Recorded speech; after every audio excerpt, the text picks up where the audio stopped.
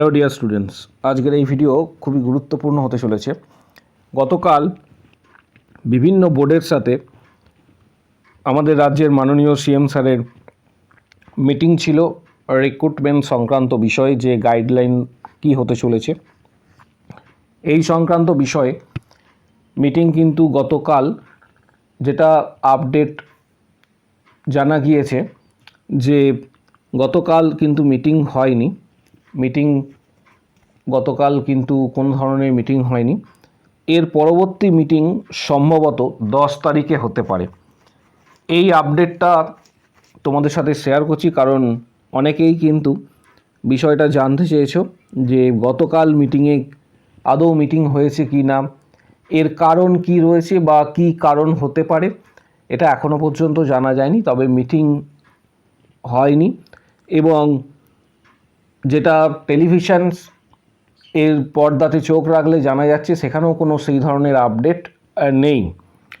তাই খুব সম্ভবত মিটিংটা পরের দিকে হবে এবং সেটা কবে হবে সেটা সম্ভবত 10 তারিখে হওয়ার একটা চান্স রয়েছে, এটা জানিয়ে রাখলাম। এর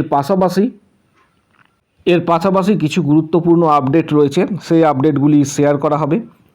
প্রথমে একটা এখানে নিউজ পেপারে আর্টিকেলে প্রকাশিত হয়েছে যে পঞ্চায়েতে 11,000 কর্মী নিয়োগ করা হবে। এটা নিউজ পেপারেই কিন্তু প্রকাশিত হয়েছে। এর সাথে একটা গুরুত্বপূর্ণ পয়েন্ট উল্লেখ করা রয়েছে, সেটা হচ্ছে যে 57,000 অস্থায়ী কর্মীর যে ভবিষ্যৎ কি হতে চলেছে। এই রিগার্ডিং যারা অস্থায়ী কর্মী রয়েছে, কন্ট্রাকচুয়াল কর্মী বা চুক্তিগত যারা কর্মী রয়েছে, তাদের বিষয়ে একটা গাইডলাইন দেওয়া হয়েছে, একটা গাইডলাইন প্রকাশিত হয়েছে। যারা মূলত অস্থায়ী কর্মী রয়েছে তাদের উদ্দেশ্যে সাম্প্রতিক এখানে জানানো যাচ্ছে যে এখানে এটা উল্লেখ করা রয়েছে যে শীর্ষ আদালত অর্থাৎ সুপ্রিম কোর্ট থেকে একটা গাইডলাইন দেওয়া হয়েছে, যেটা মূলত যারা অস্থায়ী কর্মী রয়েছে তাদের পরবর্তী ক্ষেত্রে পেনশন দেওয়ার জন্য একটা নির্দেশ দেওয়া হয়েছে। মূলত গতকালকের যে বৈঠক ছিল, সেই গতকালকের যে বৈঠক রয়েছে ছিল যেটা, সেই বৈঠকে 50,000 রিক্রুটমেন্ট সম্পর্কে ডিটেলস আলোচনা হতো এবং মাননীয় সিএম স্যার অলরেডি ঘোষণা করেছেন যে তোমরা প্রত্যেকেই জানো যে আগামী ডিসেম্বরের মধ্যে রাজ্যে 50,000 নিয়োগ হতে চলেছে এবং স্বাস্থ্যক্ষেত্রে আগামী 3 মাসের মধ্যে নিয়োগ করা হবে। এই রিগার্ডিং বিষয়ে কিন্তু ডিসকাস করার জন্যই গতকালকের মিটিং ডাকা হয়েছিল, যেখানে তোমরা প্রত্যেকেই জানো যে অন্যান্য বোর্ডের সাথে WBHRB বোর্ডকেও কিন্তু ডাকা হয়েছিল, কিন্তু মিটিংটি হয়নি কোনো কারণবশত। সেই কারণ কি সেটা জানা যায়নি, কিন্তু মিটিং হয়নি এবং তার রিগার্ডিং কোনো আপডেট এই মুহূর্তে কিন্তু নেই। এবং যেটা হয়তো জানা যাচ্ছে যে আগামী 10 তারিখে মিটিং হওয়ার একটা সম্ভাবনা রয়েছে। এখানে আগামী ডিসেম্বরের মধ্যে যে 50,000 নিয়োগ হবে সেই রিগার্ডিং ডিটেলস তথ্যটা এখান থেকে তোমরা অলরেডি নিউজ পেপারে এটা দেখেছো যে অন্যান্য ডিপার্টমেন্টের মতোই এখানে কিন্তু নিয়োগ হতে চলেছে এবং এর সাথে সাথে স্বাস্থ্য দপ্তরেও কিন্তু আগামী 3 মাসের মধ্যে নিয়োগ হওয়ার সম্ভাবনা রয়েছে, কারণ এটা সিএম স্যার নিজেই জানিয়েছেন। পাশাপাশি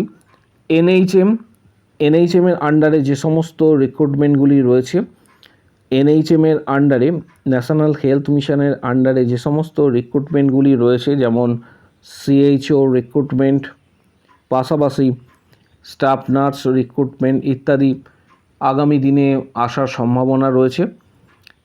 কারণ অন্যান্য ডিস্ট্রিক্টে এনএইচএমের আন্ডারে যে সমস্ত রিক্রুটমেন্টগুলি ছিল সেগুলি থমকে গিয়েছে, যেমন স্টাফ নার্স বা সিএইচও রিক্রুটমেন্ট, এগুলি কিন্তু প্রত্যেকটা রিক্রুটমেন্ট থমকে গিয়েছে।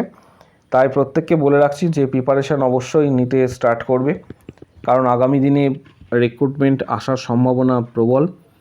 এক্ষেত্রে তোমাদের কিছু গুরুত্বপূর্ণ বইয়ের ডিটেলস ভিডিও ডেসক্রিপশান বক্স নিচের দিকে দেওয়া হচ্ছে, যেমন টার্গেট হাই, পিয়ার যাদবের ভলিউম 1 অ্যান্ড 2, মিশন পরিচায়িকা, এই ধরনের কিছু গুরুত্বপূর্ণ বইয়ের ডিটেলস ভিডিও ডেসক্রিপশান বক্সে দেওয়া হচ্ছে।